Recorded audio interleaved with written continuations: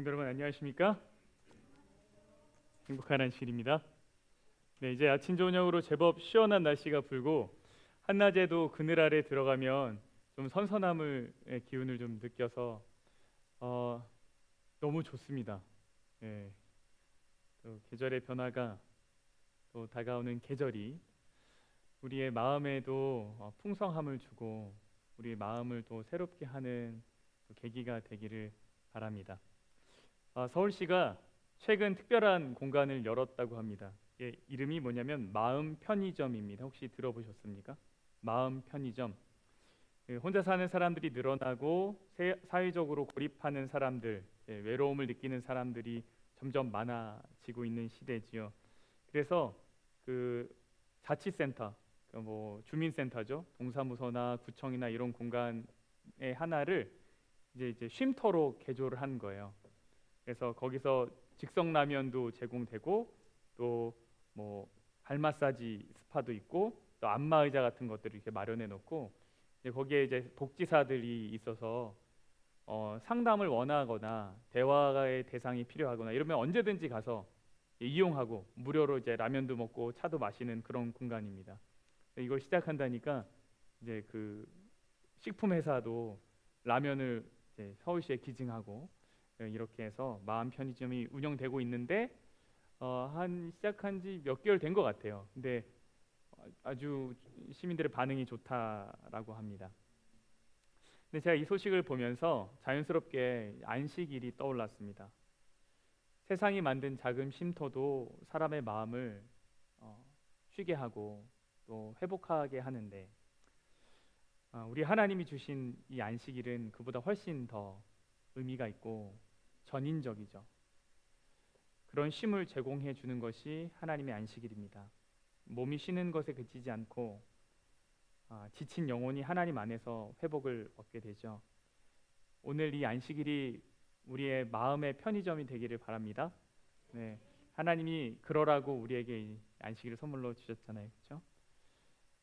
우리의 편의점은 잠깐 머무는 공간이 아니라 창조주 하나님이 직접 마련하신 영원한 쉼을 경험할 수 있는 그런 공간입니다. 오늘 예배가 바로 그런 자리죠. 안식일에 모인 우리가 하나님이 준비하신 참된 마음의 쉼을 누리게 되기를 간절히 바랍니다. 잠깐 기도하겠습니다. 아버지 하나님, 이제 말씀을 펴서 살아계신 하나님을 만나고 그 하나님을 나의 하나님으로 다시 한번 고백하기를 원하오니 주여 성령으로 이 시간 우리와 함께하여 주셔서 우리의 귀가 열리고 마음의 눈이 열리고 하늘의 지혜로 채워주시옵소서. 예수님 이름으로 기도합니다. 우리는 지난 시간 버림받은 리더십이라는 제목으로 사무엘의 모습을 살펴봤습니다. 그가 이스라엘 백성들로부터 사실은 버림을 받았죠. 나는 이제 당신의 지도를 받지 않겠다. 우리에겐 왕이 필요하다라고 했을 때 사무엘이 가장 처음 선택한 행동은 무엇이었습니까? 그가 어디로 갔어요? 하나님께로 가서 기도했습니다. 그러자 하나님이 사무엘을 위로하셨죠. 그리고 위로해서 끝나는 것이 아니라 무엇 하셨습니까? 비전을 주셨습니다. 새로운 사역의 길을 열어주셨어요. 너가 이제 리더십이 다 했으니까 너의 아이들은 너를 따르지 않았으니까 너의 역할은 여기서 끝이다. 이제 그만이라고 한 것이 아니라 그런 사무엘을 위로하시고 그에게 계속해서 하나님의 일을 할 수 있는 새로운 비전을 주셨습니다. 여러분 우리를 향한 하나님의 비전이 있는 것을 기억하면 좋겠습니다. 각자 차이가 있겠지만 우리를 아무 일도 하지 않도록 두시지 않습니다. 우리에게 나이와 상관없이 하나님이 우리를 향한 꿈이 있으십니다. 그래서 우리가 그 꿈과 함께 일할 수 있기를 간절히 바랍니다. 9장에서는요 그렇게 계속 일하는 하나님의 일을 하는 사무엘의 모습을 볼 수 있습니다. 여러분 8장의 분위기가 어떻던가요? 잠깐 다시 좀 살펴보면 이스라엘 백성들 장로들이 사무엘을 찾아왔고 그리고 그에게 이제 리더십에서 물러나라고 요청을 하고 사무엘은 하나님께 가서 기도하고 그리고 왕정이 시작될 때 어떤 일이 생길 것인가를 백성들한테 막 얘기를 하고 그럼에도 불구하고 이스라엘 백성들은 왕을 달라고 요청하고 사실 굉장히 긴장감 속에 8장이 있잖아요. 그렇죠? 뭐 긴박함도 있고 긴장감도 있고 이게 과연 어떻게 될까 하고 있는데 역사 속에서 사실 하나님의 리더십에 이제 불만을 표출한 경우에 그 결과가 그렇게 사실 이제 밝지 않습니다. 그렇죠? 여기서는 어떻게 됐을까요? 긴장감이 들죠.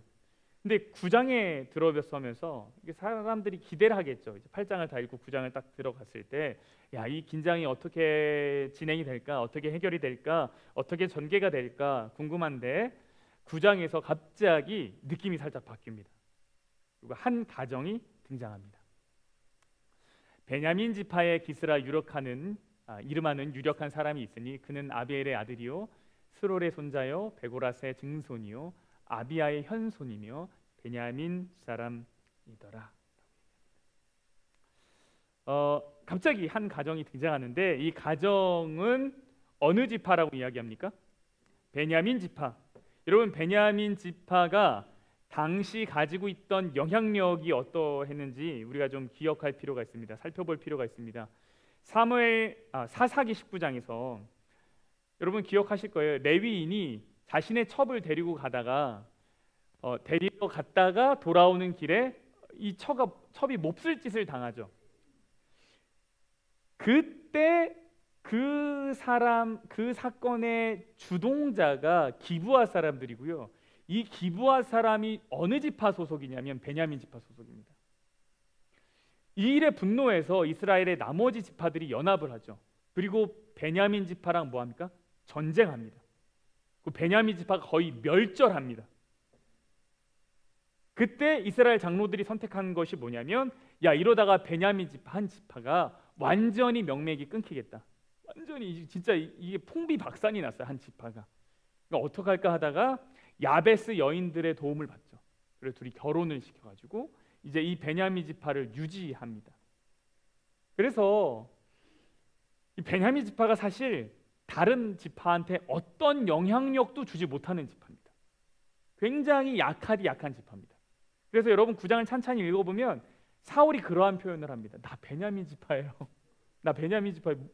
이런 얘기를 이제 반복적으로 하거든요. 그만큼 아주 영향력도 없고 사실은 이제 그 지파라고 이야기하기에는 사실 어떻게 보면 부끄러울 수 있는 그런 상황인 거죠.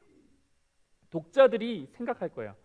야, 8장의 이 긴장감이 어떻게 해결이 될까, 전개가 될까? 갑자기 베냐민 지파가 나온 거예요. 뭐야 이 베냐민 지파? 이 이야기가 왜 나와? 했을 거라는 거죠. 그 사람에게는 아들이 있습니다. 기스라고 하는 사람한테는 아들이 있었는데 그의 이름이 뭐예요? 사울입니다. 사울. 근데 뭐라고 나옵니까? 준수한 소년. 그리고 그 옆에 보니까 키가 어떻대요? 키가 엄청 컸대요. 이스라엘 자손 중에 그보다 더 준수한 자가 없고 키는 모든 백성보다 어깨 위만큼 더 컸더라. 그러니까 이게 진짜 키가 훤칠했던 거죠.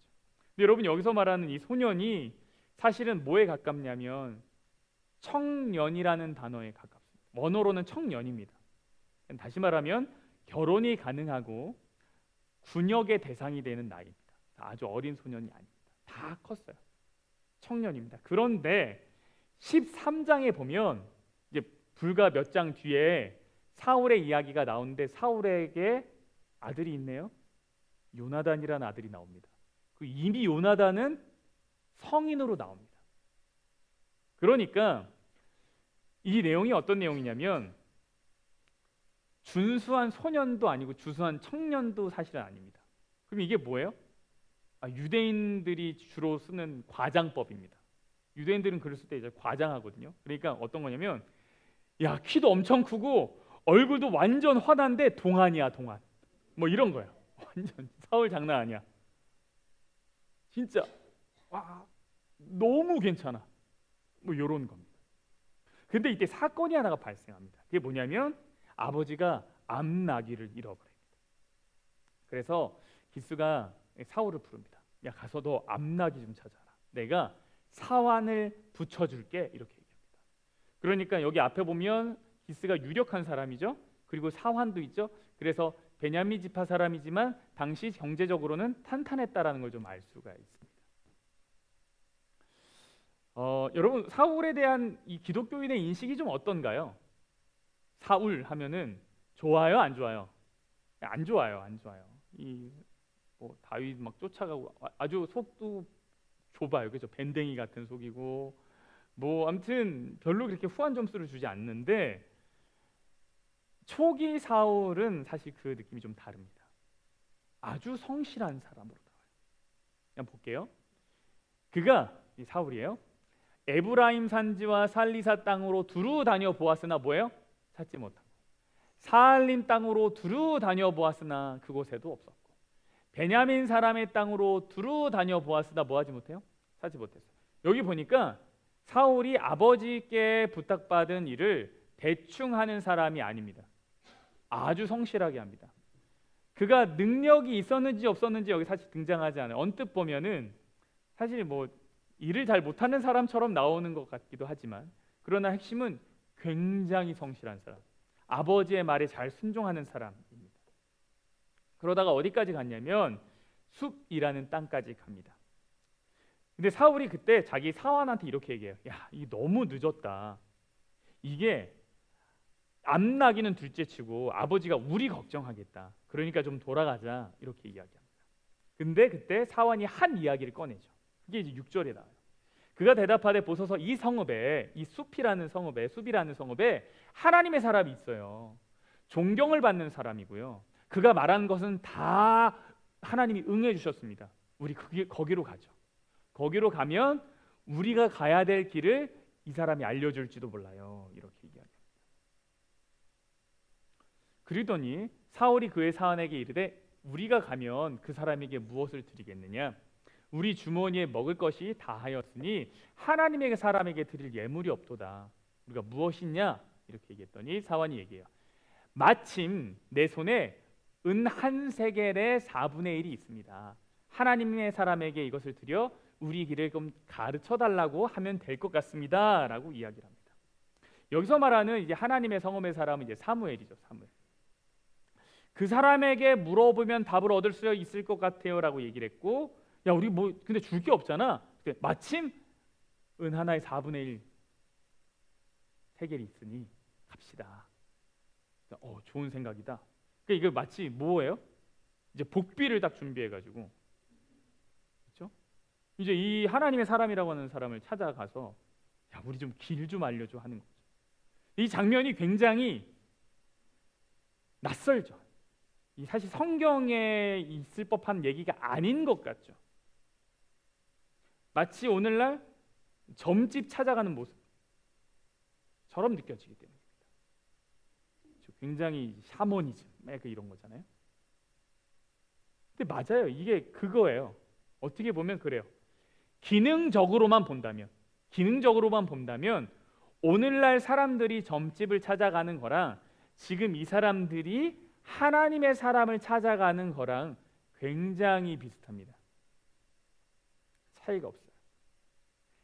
당시에 이제 나중에 성경에 보면 선지자라고 나오지 않고 선견자라고 나옵니다. 선견자. 이게 나중에는 이제 선지자로 이제 이름이 바뀌는데, 당시의 선견자와 오늘날의 점술가 혹은 무당이랑은 그 했던 역할이 굉장히 유사했습니다. 왜냐하면 그때 당시 의학이나 과학이 발달하지 않은 시대였잖아요. 그래서 고대 사람들이 그들의 초월적인 지혜와 능력을 기대하고 그것에 도움을 받았어요.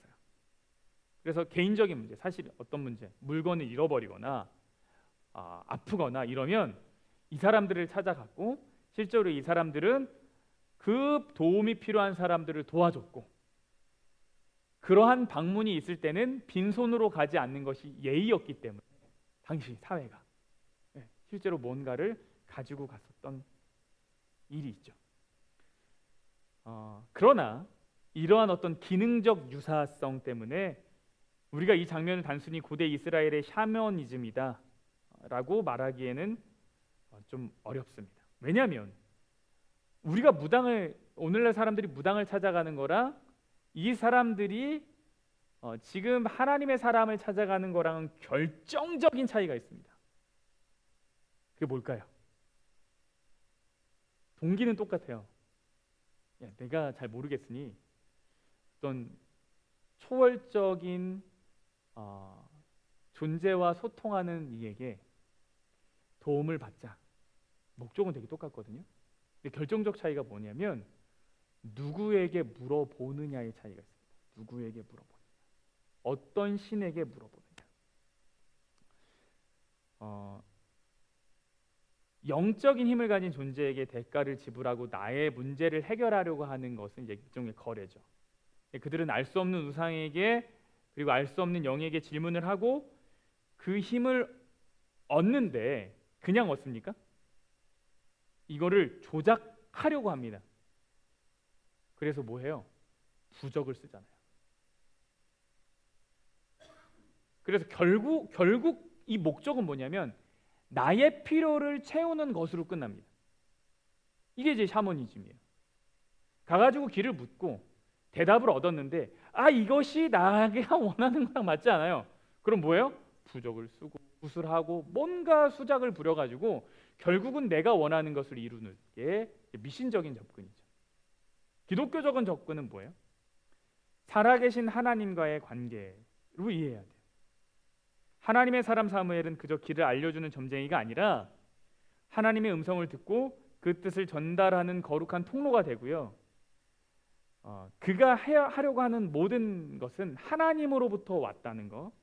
그래서 그것은 단순히 내가 가진 문제를 해결하는 것을 넘어서 삶의 주인인 하나님을 만나고 그분의 뜻에 나의 뜻을 일치시키는 행위가 되죠. 그래서 여기서 약간의 차이가 있어요. 전자는, 미신은 내 필요를 채우는 것으로 끝이 나려고 하고요. 기독교적인 접근은 나의 필요를 아시는 하나님께 나를 맞추는 것으로 끝이 납니다. 이것은 사울의 심리적인 어떤 변화를 좀 상상해 보면 조금 더 쉽게 이해할 수 있을 것 같아요. 사울이 처음 사무엘을 찾아갔을 때도 아주 단순한 마음이었겠죠. 아버지 걱정을 좀 덜어드려야 되니까 나귀를 좀 찾아가야 되는데 지금 더 혼자서 뭘 해볼 수 있는 게 없으니까 전문가의 도움을 받자. 그래서 사무엘을 잃어버린 나귀를 찾아 행방을 찾아줄 유일한 도구, 유용한 도구 정도로만 생각했을 겁니다. 그리고 암나귀를 찾는 것에 자신의 목적을 두었고 거기에 몰두했겠죠. 그러나 이후에 다음 시간에 살펴볼 수 있겠지만 사무엘 앞에 사울이 섰을 때 이 사울과 사무엘의 대화를 통해서 사울이 마음속에 아주 큰 변화를 갖게 됩니다. 사무엘이 이 사울에게 기름 부음을 이제 이 9장에서 하거든요.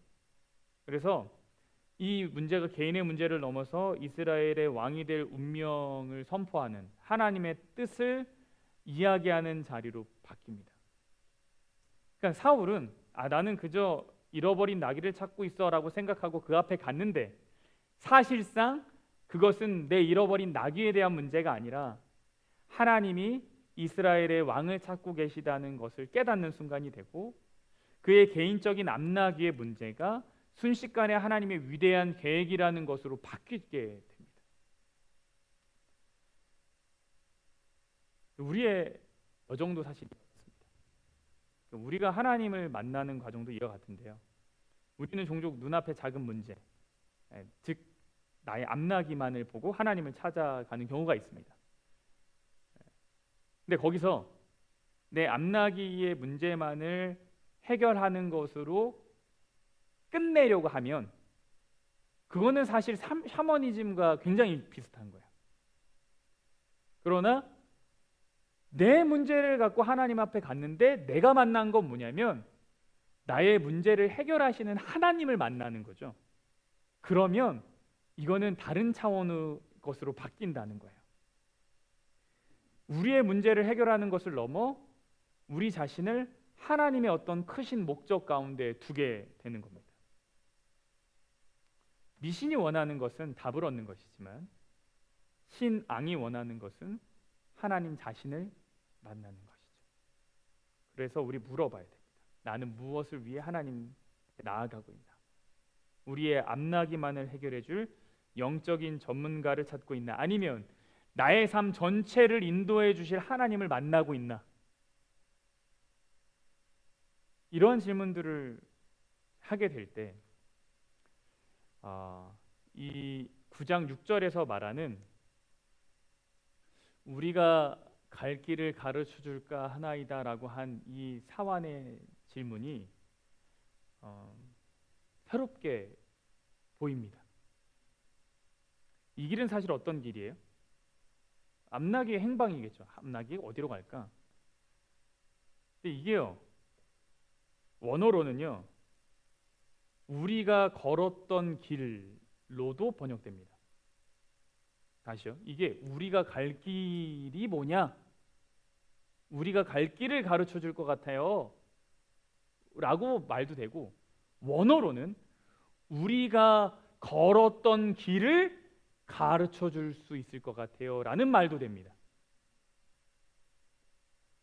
분명 선물을 준비한 것으로 볼 때 암나귀의 행방이었을 겁니다. 그거 분명해요. 그런데 이제 이 길에 대한 질문이 단순히 어떤 그 물리적인 길, 단순히 암나귀의 행방에 대한 것으로 들리지 않아요.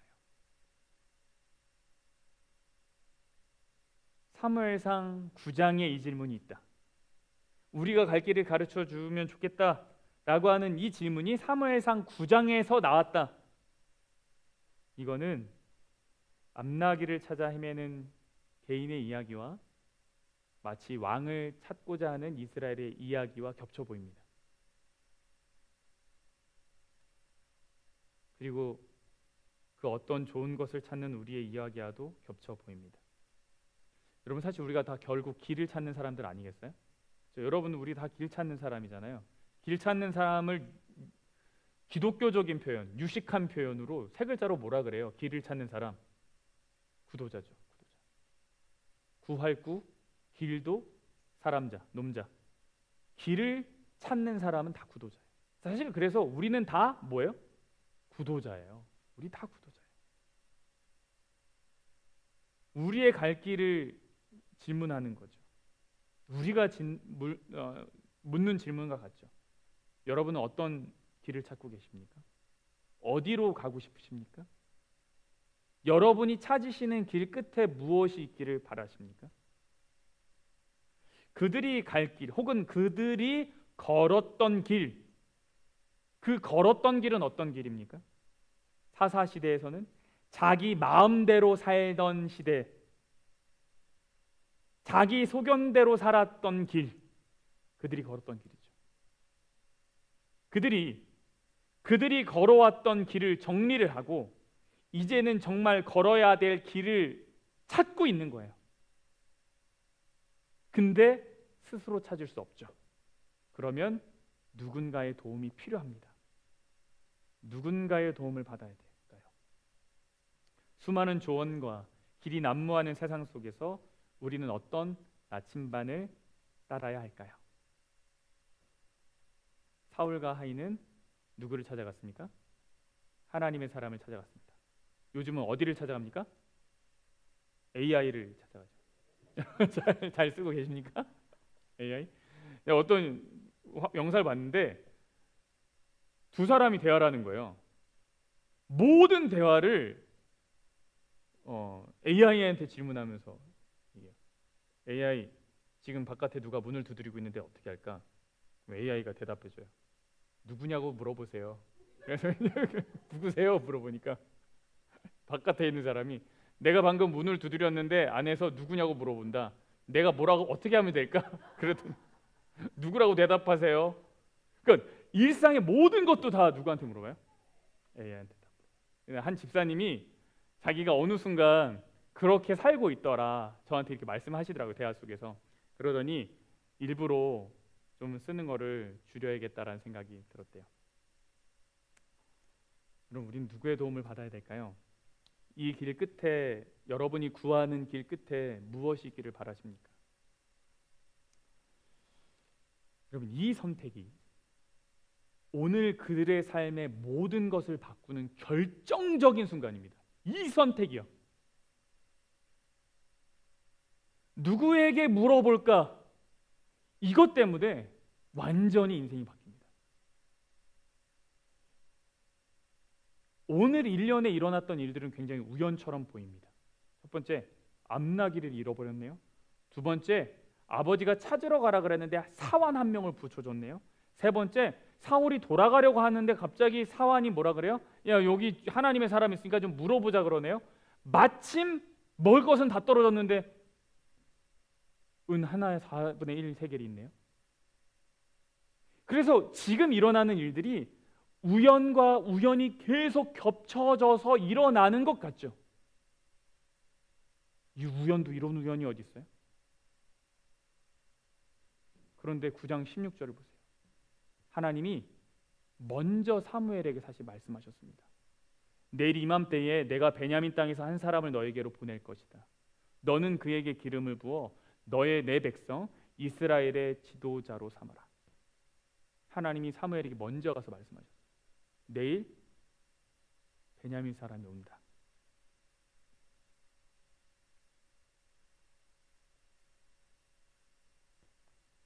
하나님은요, 그를 만날 계획을 준비하고 계셨습니다. 모든 것이 우연처럼 보이지만 그러나 하나님의 인도를 받고 있었던 중이에요. 누구는 몰라요? 사울은 몰라요. 여러분, 우연과 섭리의 차이가 뭡니까? 우연은 뭐예요? 원인이 없고 무작위로 일어나는 겁니다. 그냥 목적이 없이 막 그냥 일어나는, 이게 우연이죠. 섭리는 뭐예요? 하나님의 목적을 위해서 질서 지어진 사건들이 섭리입니다. 여러분, 인생이라는 망망대해를 항해하는 배가 있다고 생각해 볼게요. 만약에 이 배에 나침반도 목적지도 없으면 어떻게 될까요? 바람이 부는 대로 갈 거고 파도가 치는 대로 표류할 거고 결국 난파되겠죠. 이것이 우연이라고 하는 삶이에요. 삶이 우연이라고 했을 땐 이렇게 된다는 거예요. 왜요? 목적이 없잖아요. 방향이 없잖아요. 그냥 일어나는 대로 살잖아요. 그럼 이렇게 되는 거죠. 근데 모든 사건의 원인도 이유도 없이 그저 흘러가는 무의미한 일이 아니라 목적이 있고 방향이 있고 나침반이 있고, 그렇다면 그 배는 어떻게 돼요? 거센 파도를 만나고 바람을 만나겠지만 정해진 항로로 계속 나아갈 수 있겠죠. 이게 뭐예요? 이게 섭리가 있는 삶이에요. 모든 일이 하나님의 목적을 위해 질서 있게 배열된 사건들이구나라고 인식하는 거죠. 그럼 힘들고 거칠어도 나아갑니다. 근데 우리가 뭐가 없으면요? 목적이 없습니다. 여러분, 우연과 섭리의 가장 큰 차이는 바로 목적의 발견입니다. 내가 이 일이 왜 일어났나를 생각하고 그 이유를 발견했을 때, 하나님 안에서 그 뜻을 찾았을 때, 이거는 목적이 있는 삶이죠. 그리고 하나님의 섭리 안에 있는 삶이고요. 왜 일어났는지도 모르겠고 의미도 없고 관심도 없고 그냥 되는 대로 산다. 그거는 그냥 우연히 지나가는 삶이죠. 하나님의 관점에서 목적을 발견하면 모든 우연처럼 보였던 사건들이 섭리라는 아름다운 선율로 연결됩니다. 그렇다면 우리는 어떻게 섭리의 삶을 살 수 있을까?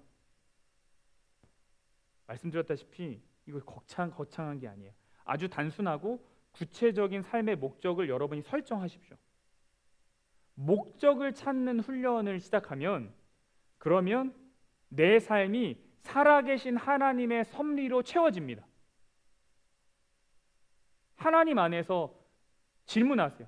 내가 왜 오늘을 하루를 살죠? 하나님, 내가 무엇을 위해 살아야 할까요? 하나님. 그럼 하나님이 아무것도 응답하지 않으시는 분이 아닙니다. 우리가 이 질문을 하고 이 질문에 대한 답을 찾으면 반드시 거기에 대한 답을 주십니다. 그것이 거창하든지 거창하지 않든지. 그러면 내가 발견한 그 대답을 붙잡고 그 하루를 살아가는 훈련을 하다 보면, 그러면 내 삶에 일어나는 사건들이 우연이 아니라 하나님의 섭리였음을 보게 됩니다. 그러면 그때 우리가 만나는 것이 뭐냐면 살아계신 하나님이죠. 우리의 시선을 내 자신과 내 문제에서 하나님과 그분의 계획으로 돌리게 되는 거예요. 하나님이 내게 주신 소박한 기쁨에 감사하는 것, 지쳐있는 누군가에게 따뜻한 말 한마디를 건네는 것, 맡겨진 작은 일을 성실하게 완수하는 것. 설령 내 눈앞에 이루어진 일이 내가 정말 마주하고 싶지 않고 내 마음을 너무 답답하게 하고 힘들게 하는 것이라 할지라도, 그러나 하나님 안에서 이것의 의미를 끊임없이 물어보고 찾게 된다면, 그러면 우리는 방향 없는 난파된 배가 아니라 항해하는 배의 삶을 살게 될 겁니다. 그러면 하나님이요, 우리의 삶을 그분의 항로에 올려놓으실 거예요. 그리고 나침반이 있는 삶을 살게 하실 거죠. 물론 우리가 모든 일의 목적을 단번에 알지 못할 때가 있습니다. 때로는 욥처럼 아주 오래된 긴 터널을 통과해야만 깨닫는 것이 있을 수도 있습니다. 그러나 중요한 것은 우리가 그 터널 속에서도 우리를 하나님 안에 두는 거죠. 여러분, 우리가 내 삶에 일어나는 모든 일의 이유를 알지 못해도 괜찮습니다. 목적을 만드신 하나님을 신뢰하고 그분께 우리의 항해의 닷을 내리면 우리의 삶에서 일어나는 모든 일들이 결국은 가장 선하고 바른 목적으로 정리되고 종합되어질 겁니다. 그러니 여러분, 우리의 삶을 무작위와 우연으로 방치하지 마시고 매일을 하나님의 목적을 발견하는 훈련을 통해서 섭리의 길을 걸어가는 믿음의 항해사가 되기를 축복합니다. 여러분, 우리가 여기서 발견할 수 있는 또 하나의 교훈은 우리는 일상에서 하나님을 만난다는 겁니다. 사울이 잃어버린 나귀를 찾던 이야기는 우리의 삶의 가장 평범하고 아주 일상에서 발견되는 그런 일입니다. 우리는 거창한 꿈이나 큰 일을 이루는 순간에만 하나님이 일하실 거라고 생각하기 쉽습니다. 그러나 성경은 우리의 일상, 다시 말하면 잃어버린 물건을 찾고 직장에서의 작은 문제를 해결하려고 하고 가족의 사소한 걱정을 나누려고 하는 바로 그 순간에도 하나님의 깊은 섭리가 작동하고 있다는 것을 보여줍니다. 왜요? 하나님은 살아계시니까. 사울의 여정은 아주 평범한 것에서 시작했어요. 나귀를 잃어버린 것. 그런데 그 나귀를 잃어버린 것을 해결하고자 나섰을 때, 그 며칠의 수고로운 여정이었을 뿐인데, 그러나 그 평범한 여정을 통해서 하나님은 이스라엘의 새로운 왕을 세우는 역사를 시작하고 계신다는 거예요. 이것이 우리에게 주는 영적 교훈입니다. 우리는 나귀를 찾다가 하나님을 만나고 나귀를 찾다가 내 삶의 전환점을 맞이할 수 있어요. 그러니 우리의 일상 가운데서 일하시는 하나님 만나는 우리 모두가 되면 좋겠습니다. 정말 그러면 좋겠어요. 거창한 것이 아니라 내 매일의 삶을 성실하게 해가는 중에 순간순간 하나님께 질문하고 하나님께 물어보고 하나님께 대화하고, 그 아주 찰나의 순간에도 우리에게 어떤 의미를 알려주시고 방향을 알려주시는 하나님을 의지하면, 그러면 진정으로 내 삶의 변화가 찾아온다는 것을 꼭 기억하면 좋겠습니다. 그래서 우리의 일상의 삶에 역사하시는 하나님을 기대하는 우리 모두가 되면 좋겠습니다. 오늘 우리 사무엘상 9장에서 이 사울이 왕으로 부름을 받기 바로 전까지의 과정을 통해 살아계신 하나님, 섭리하시는 하나님을 살펴보았습니다. 우리 들으신 말씀과 한 주의 삶을 돌아보면서 우리 잠시 개인적으로 기도하는 시간을 갖겠습니다.